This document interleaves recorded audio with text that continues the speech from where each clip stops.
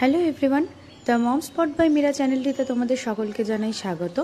আর আমি আজকে চলে এসেছি আমাদের বাংলাদেশ বর্ডার ঘুরতে যাওয়ার সেকেন্ড পার্টটা নিয়ে।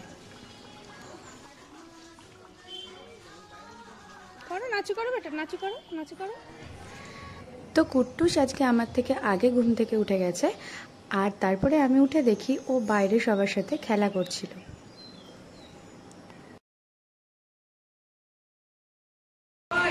তো সকালবেলায় উঠে দেখো একটু ফ্রেশ হয়ে ব্রেকফাস্ট করে নিয়েছি, আর এখানে এই যে কুট্টুস বসে বসে খেলছে। আজকে এখানে প্রচণ্ড গরম, তো আমরা যেহেতু কালকে এসেছি, কালকে ওয়েদারটা সেরকম অতটা খারাপ ছিল না। আজকে এখানে ওয়েদার খুবই খারাপ, ভীষণ গরম লাগছে, খুব রোদ উঠেছে। কালকে দিনটা একটু ঠান্ডা ঠান্ডাই ছিল। আর এবার আমি চলে যাব বাইরে তোমাদেরকে এখানে চারপাশটা একটু দেখানোর জন্য। আর জানো তো, মাসিদের বাড়ির খুব কাছে হচ্ছে বাংলাদেশ বর্ডার। আর এখন যেহেতু ভোট ডিক্লারেশন হয়ে গেছে, তো সেই কারণে বর্ডারের কাছে যেতে দিচ্ছে না। তো আমরা যখনই আসি বর্ডার সাইডে ঘুরতে যাই। তো আজকেও আমি যাব, গিয়ে তোমাদের দূর থেকেই বেস ক্যাম্প আর বর্ডারটা দেখিয়ে দেবো। তো নেক্সট যখন আবার আসবো তোমাদের কাছ থেকে অবশ্যই আমি দেখাবো বর্ডার ঘুরে। তো চলো আজকে দেখে নিই ওই বর্ডার সাইডটা। আমি ছাতা নিয়ে বেরোইনি, যেই কারণে তোমাদেরকে আমি বাড়ির স্টার্টিং থেকে দেখাতে পারলাম না। প্রচণ্ড রোদ গরম জন্য আমি আগে ভাবছিলাম যে পৌঁছে যাই সেই আমাদের ডেস্টিনেশনে। তো ফেরার সময় আমি তোমাদেরকে রাস্তাটা দেখাচ্ছি যে মাসির বাড়ি থেকে বর্ডার ঠিক কতটা দূরত্ব। তো দেখো আমরা চলে এসেছি একদম বর্ডারের কাছে, আর দূর থেকে দেখো দেখা যাচ্ছে বেস ক্যাম্পটা। আমি তোমাদেরকে দেখাচ্ছি। আর এর থেকে খুব একটা বেশি কাছে ভিডিও করতে দিচ্ছে না, ভিডিও করতে বা ফটো তুলতে দিচ্ছে না। তোমরা খেয়াল করলে দেখতে পাবে কাঁটা তারটা দেখা যাচ্ছে। আমি একটা অ্যারো দিয়ে দেখিয়ে দিচ্ছি তোমাদেরকে। ওই দেখো দূর দিয়ে রাস্তাটা দেখা যাচ্ছে, আর এই যে কাঁটা তার দেওয়া বেড়ার ঠিক এর ওপারটাই বাংলাদেশ। আর এইবার হচ্ছে যেদিকটা যাচ্ছি, এটা হচ্ছে বেস ক্যাম্প যে রয়েছে সেটার মেন গেটের দিকে। আগে এই দিকটাতে ভিডিও করতে দিত, ফটো তুলতে দিত, ইভেন আমরা বর্ডারের সামনে দাঁড়িয়েও ছবি তুলেছি। কিন্তু ওই যে তোমাদেরকে বললাম না, যেহেতু আমরা ইলেকশনের একদম আগে এসেছি আর ইলেকশন ডিক্লারেশন হয়ে গেছে, সেই কারণে এখানে এখন কিছুই করা যাচ্ছে না। তো আমি দূর থেকেই দেখো একটু ক্লোজ আপ করে ভিডিও নিয়েছি। একটু ভালো করে খেয়াল করলে তোমরা দেখতে পাবে যে বিএসএফরা সাইকেল নিয়ে রাউন্ডও দিচ্ছে এই বর্ডারের সামনের রাস্তাটা দিয়ে। তো চলো এবার ফেরা যাক।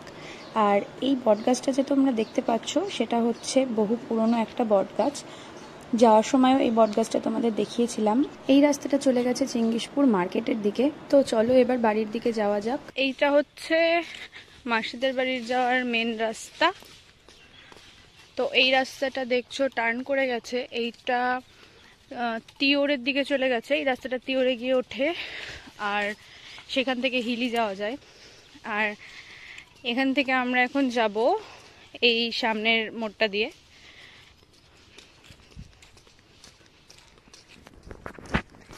এইটা মাসিদের বাড়ি যাওয়ার রাস্তা। এখানে দেখো একটা গাছে কত কলা ধরেছে, কলা ধরেছে, মোচা ধরে রয়েছে।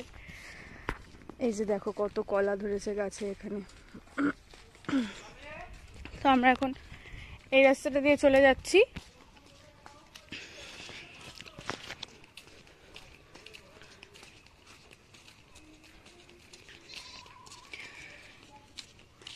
আমার মাসির বাড়ি একদম বলতে পারো প্রত্যন্ত গ্রামেই।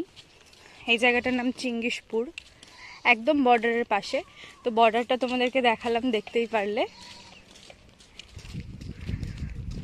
মানে একদম গ্রাম্য পরিবেশ এখানে, মানে এখানে আসলে যেতে ইচ্ছা করে না, খুব ভালো লাগে এখানকার পরিবেশ।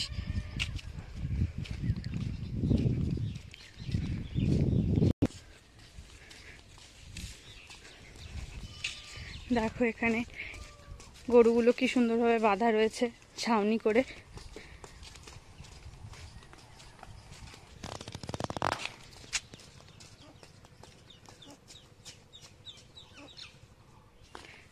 দেখো এই সাইডে একটা ছোট্ট জঙ্গল মতো আছে, আর রাস্তার দুধারে দুটো পুকুর, মাঝখান দিয়ে রাস্তাটা চলে গেছে। আমার তো খুবই ভালো লাগে এখানে আসতে। তো যাই হোক, বিভিন্ন কারণের জন্য আসা হয় না সেরকমভাবে। আমি প্রায় বলতে পারো 1 বছর পর মাসির বাড়িতে আসলাম।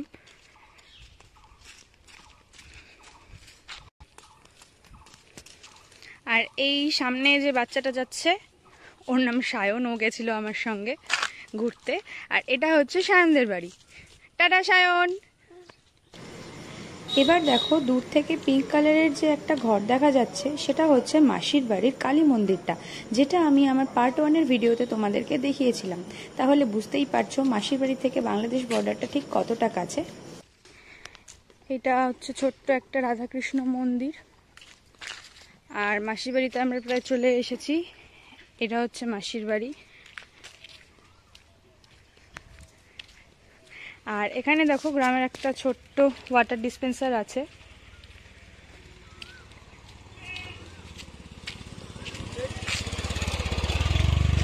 এই সামনের দিকটায় চলে গেছে সোজা রাস্তাটা, কিছুটা গিয়ে বাস স্ট্যান্ডের দিকে গেছে ভেতরের রাস্তা হয়ে।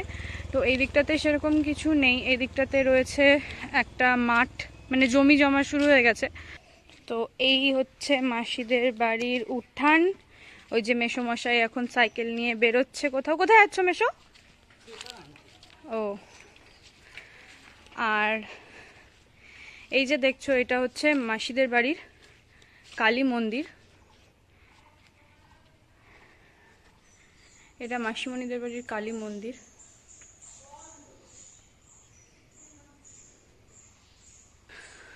আর এই বাড়িটা যে দেখছো এইটা মাসিদের পুরনো বাড়ি, মাটির বাড়ি।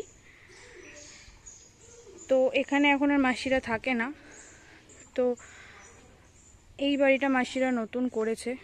মাসিদের বাড়ি হওয়ার পরে আমার আসা হয়নি, এই প্রথম আমি আসলাম। তো এবার চলো আমরা মাসিমণিদের বাড়ির পেছন দিকটা থেকে একটু ঘুরে আসি।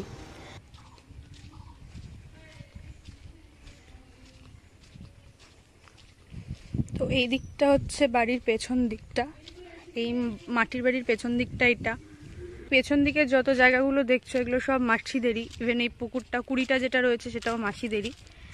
আর এখানে প্রচুর কই মাছ মাগুর মাছ এগুলো হয়। তো কাঁঠাল গাছে দেখো কাঁঠাল ধরেছে, কত ঝুমঝুম করছে কাঁঠাল। আর আমরা একটু পরে যাব সবাই এই রাস্তাটা দিয়ে। মাসিদের পেছনে আর একটা বড় পুকুর রয়েছে, সেই পুকুরটাতে আমরা পুঁটি মাছ ধরতে যাব একটু পরে। তোমাদেরকে আমি কিছুক্ষণ আগে বলছিলাম না যে আমরা বাড়ির পেছনের দিকের বড় পুকুরটায় পুঁটি মাছ ধরতে যাব। তো আমরা এখন ওই দিকেই যাচ্ছি। আর দেখো পিকু কাকু আগে চলেছে জাল নিয়ে।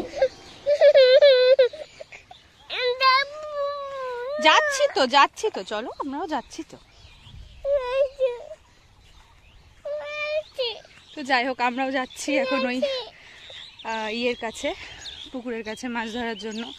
আর কুট্টুস কোল থেকে নামার জন্য ভীষণ জেদ করছে। আর কুট্টুস তো এই আলের রাস্তাটা দিয়ে হেঁটে যেতে পারবে না, তাই ওকে কোল থেকে নামাইনি। আর ওই দেখো পিকু কাকু পুকুরের পাশে চলে গেছে।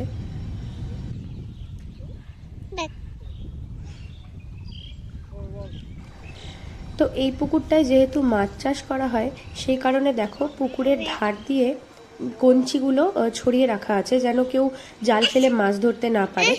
আর সেই কারণে পিকু কাকুকে দেখো পুকুরের কতটা মাঝখানে নামতে হয়েছে। ফাঁকা জায়গা দেখে পিকু কাকু এখন মাছের জালটা ওখানে ফেলবে। মাসিমণিদের বাড়িতে এখানে আসলে আমরা ভীষণ মজা করি, মানে গ্রাম্য পরিবেশ একদমই। তো সেই কারণে আমার ভীষণ ভালো লাগে এখানে আসতে। আর তোমাদের কার কার বাড়ি গ্রামের সেটা আমাকে অবশ্যই কমেন্টে জানিও, কেননা আমার গ্রাম খুব ভালো লাগে।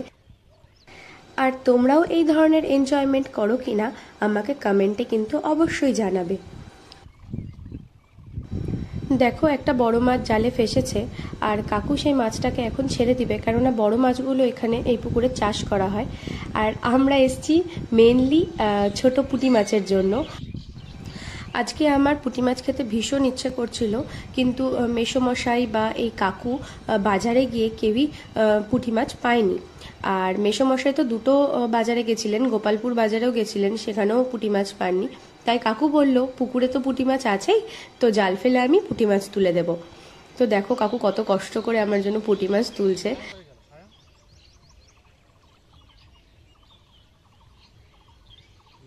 হ্যাঁ, সায়নকে ডেকে নিল, ওই যে কালকে ওর নাক থেকে রক্ত পড়েছে না, ওই জন্য বাড়িতে ডেকেছে, নিয়েছে ডেকে।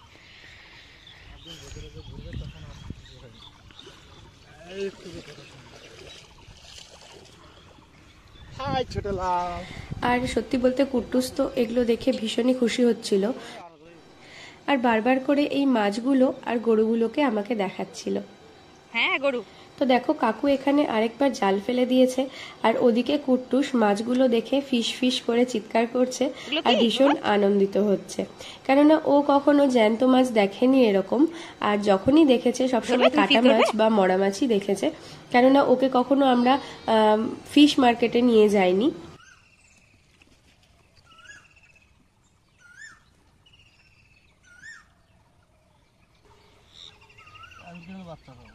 চল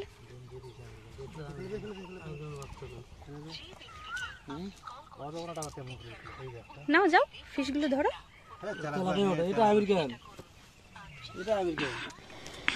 তো দেখো সবাই জালে আরও কিছু ছোট ছোট পুঁটি মাছ উঠেছে।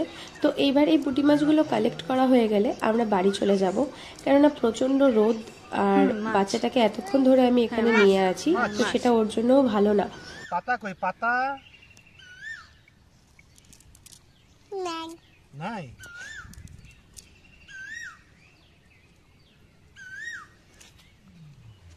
তো দেখো আমরা চলে এসেছি মাঠ থেকে বাড়িতে, আর এসে একটু কুট্টুসকে হাত পায়ে একটু তেল দিয়ে ওকে রোদে রেখেছিলাম কিছুক্ষণ, কেননা ওকে স্নান করাবো জন্য। আর ও এখন গাড়ির সামনে গাড়ির সাথে খেলছে। হ্যাঁ ওখানে ওখানে ওখানে ওই যে ওইদিকে ডগি, আয় ডগি দেখি, আয় আয় আয় ছেলে আয়। আর এই যে দেখো কুট্টু স্নান করে একদম ফ্রেশ হয়ে গেছে, আর স্নান করার পরে ওকে আমি একটা বিস্কিট দিয়েছিলাম, ও বসে বসে খাচ্ছিল, আর বাড়ির সামনে একটা কুকুর বসেছিল, ওকে ও একটু একটু করে দিচ্ছিল। দিবে না। আর এবার হচ্ছে আমাদের বাড়ি ফেরার পালা। তো এইটা হচ্ছে চেঙ্গিসপুর মার্কেট, আর এই মার্কেটটা আমি যখন মাসির মনিদের বাড়িতে এসেছিলাম সেই সময় দেখানো হয়নি, কেননা ওই সময় কুট্টুস আমার কোলে ছিল আর আমার ভিডিও করতে একদম খেয়াল ছিল না। তো দেখো আমরা এখন চেঙ্গিসপুর ছেড়ে বেরিয়ে যাচ্ছি, আর এই সেই রাস্তা যেটা আমার ভীষণ প্রিয়। দেখো বিকেলবেলার পড়ন্ত সূর্যটা কি ভালো লাগছে দেখতে। আমার এই ভিডিওটা তোমাদের ভালো লেগে থাকলে একটা লাইক কমেন্ট শেয়ার অবশ্যই করে দিও, আর নতুন বন্ধুরা আমার চ্যানেলটাকে সাবস্ক্রাইব করে আমার পাশে থেকো। আজকের মতো টাটা, দেখা হচ্ছে নেক্সট দিন অন্য কোনো ভিডিওতে।